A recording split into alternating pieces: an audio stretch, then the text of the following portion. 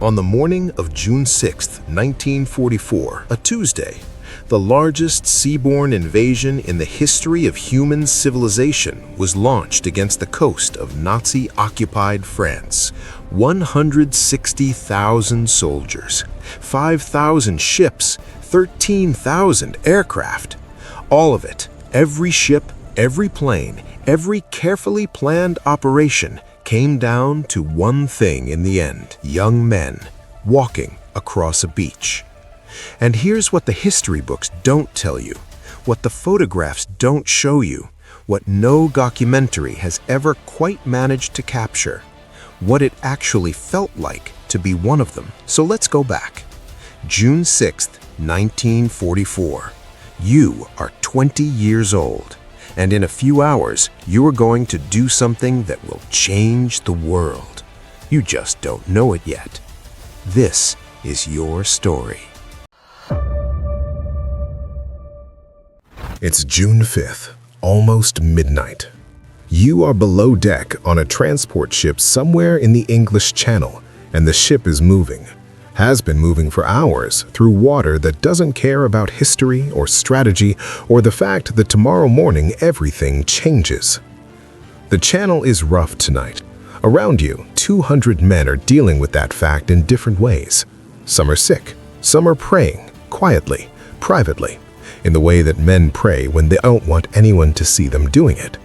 Some are playing cards with a focus that has nothing to do with the game and everything to do with keeping their hands busy so their minds don't have to be.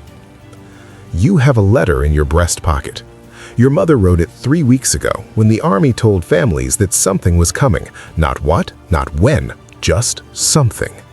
She wrote 4 pages. You've read them so many times the paper is soft at the folds. The last line says, "Come home." Just that? 2 words. But they carry everything.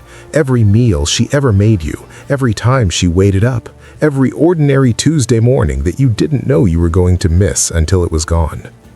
You fold the letter, put it back, close to your chest. Now, here's something most people don't know about D-Day. The invasion was almost called off. The original plan was June 5th, but the weather was brutal. Storms, high winds, waves that would have capsized the landing craft before they even reached the beach. General Eisenhower, the man commanding the entire operation, sat with his meteorologists for hours, looking at weather reports, looking at the window of opportunity that was closing, knowing that if he waited too long, the element of surprise would be gone. He delayed 1 day. June 6th. That single decision, 1 man, 1 day, 1 call, is part of why you are on this ship right now, trying to sleep on a metal floor while the English Channel tries its best to throw you around. You close your eyes. You don't sleep. At 4 in the morning, someone shakes you awake. Not that you were really sleeping, more like existing in that narrow space between exhaustion and dread where your body shuts down but your mind keeps running. It's time. You gear up in the dark, rifle, ammunition, pack, helmet, everything wet already from the spray that finds its way into every corner of every ship on the channel. Your boots are soaked. They have been soaked for 2 days. You think about dry socks. It's a strange thing to think about on the morning of the most important day of your life, but that's what you think about. Dry socks, a hot breakfast, the diner back home where they make eggs the way you like them. Small things. The mind does that. When it cannot process the large thing in front of it, it finds the small things and holds on. The landing craft is already waiting. You climb in with 30 other men, 30 bodies in a metal box with a ramp at the front and no protection on the sides, and the boat pushes off into the dark water and immediately starts doing exactly what the English water wants it to do. The man beside you, you know him as Callahan from a small town in Ohio, leans over the side and is sick into the water. When he straightens up, he looks at you and almost smiles. "Some adventure," he says. You almost laugh. Almost. And here's the thing about that moment, that almost laugh in a metal boat on a dark sea at 4 in the morning. It matters because it's human. Because even in the middle of the largest military operation in history, two 20-year-old boys can still find something almost funny. Can still be people, not just soldiers. Remember that, it becomes important later. You hear it before you see anything. The naval bombardment had been going on for hours. Battleships and destroyers firing everything they had at the German fortifications above the cliffs of Omaha Beach. The sound was... there's no word for it that works in ordinary life. It was beyond loud. It was a physical thing, a pressure you felt in your chest and your jaw and behind your eyes, a continuous rolling thunder that made the water vibrate beneath the boat. Surely, you thought, surely nothing survives that. The plan was this. The naval guns would destroy the German defensive positions before the first wave landed. Then the bombers would go in, 329 B-24s, dropping 13,000 bombs on what was left. By the time the landing craft hit the beach, the defenses would be gone. It was a good plan. Here's what actually happened. The bombers, worried about hitting their own ships, worried about the cloud cover, worried about killing American soldiers, released their bombs late. 3 seconds late. Which sounds like nothing, but at the speed those aircraft were traveling, 3 seconds meant the bombs landed not on the beach defenses, but 2 miles inland. 2 miles. The German gun emplacements on the cliffs above Omaha Beach, the ones that were supposed to be craters by the time you arrived, were almost completely intact. You didn't know this yet. You were in a metal boat in the dark, listening to what you believed was the sound of the defenses being destroyed. You were wrong.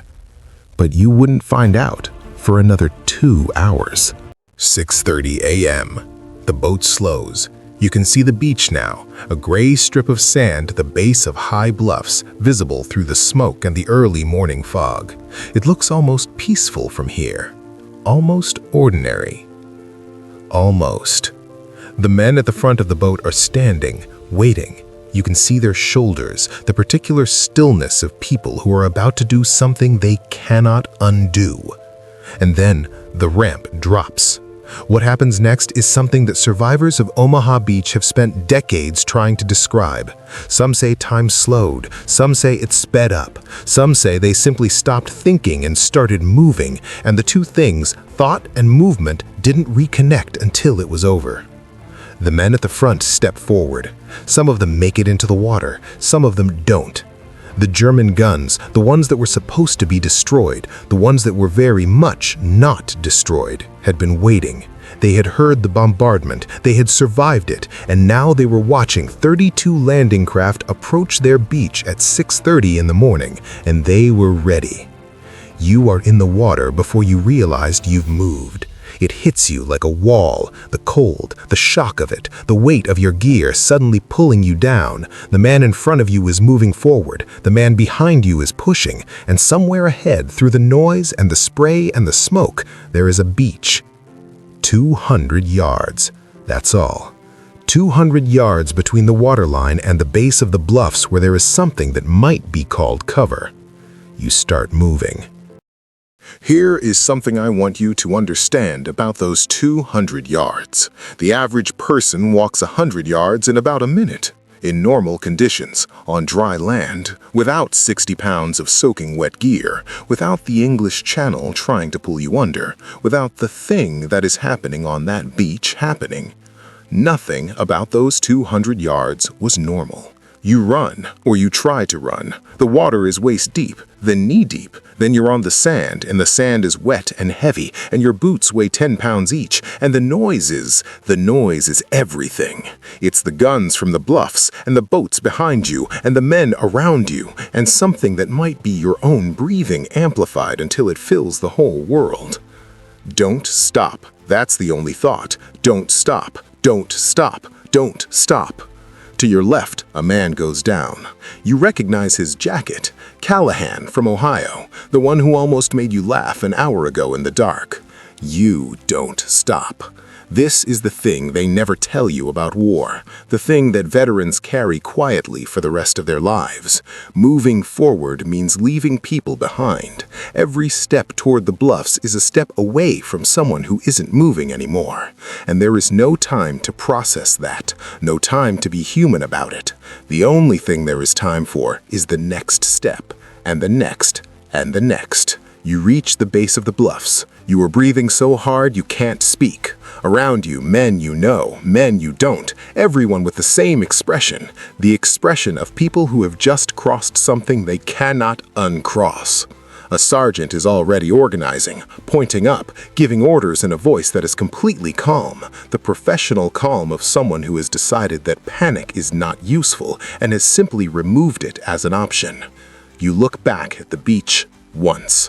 Once, you will not look back again.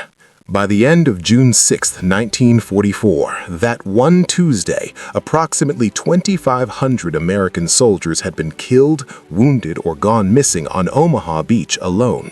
Think about that number for a moment. 2,500 people in one day on one beach. The total Allied casualties across all 5 beaches, Utah, Omaha, Gold, Juneau, Sword, numbered somewhere between 10,000 and 12,000. But here's the thing that history sometimes forgets to say clearly. It worked. The invasion succeeded, the foothold was established, and from that foothold over the next 11 months, Allied forces pushed across France, across Germany, all the way to Berlin. The war in Europe ended on May 8, 1945, less than a year after that Tuesday morning on the beach. And the world that you are living in right now, the borders, the alliances, the basic shape of the modern world is built on what those young men did on that sand. Private James Callahan is not a real person, but 160,000 like him were there. They were 20 years old. They had letters in their pockets and dry socks on their minds, and whole lives waiting for them back home. Most of them made it back. Some of them didn't. But every single one of them, the ones who crossed that beach and the ones who didn't make it across, changed the world on a gray Tuesday morning in June. And the least we can do, the very least, is remember what it cost. This was their story. This was your story. You were the last witness.